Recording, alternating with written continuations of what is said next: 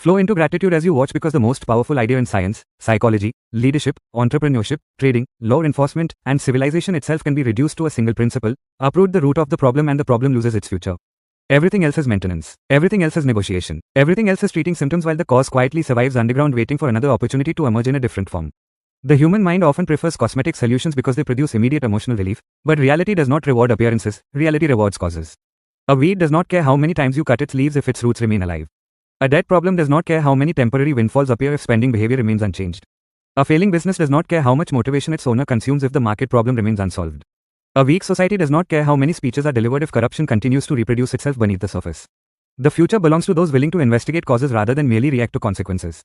Science progresses by identifying root mechanisms instead of surface observations. Psychology transforms lives when it uncovers hidden beliefs rather than merely suppressing visible behaviors. Marketing succeeds when it discovers the real human desire beneath the stated desire. Leadership becomes powerful when it solves the source of dysfunction rather than managing the symptoms of dysfunction. Entrepreneurship creates wealth when it removes friction at its origin rather than decorating inefficiency. Great investors search for fundamental value beneath market noise. Great traders know that emotional discipline matters more than prediction because fear and greed are often the hidden roots behind poor decisions. The pattern repeats everywhere because reality operates through causes before it produces effects.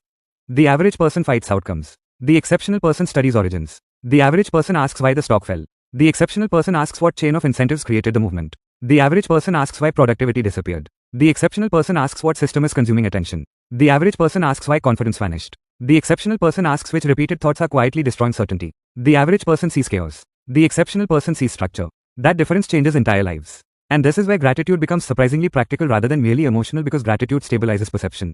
A mind trapped in panic cannot investigate root causes because it is too busy reacting to visible consequences.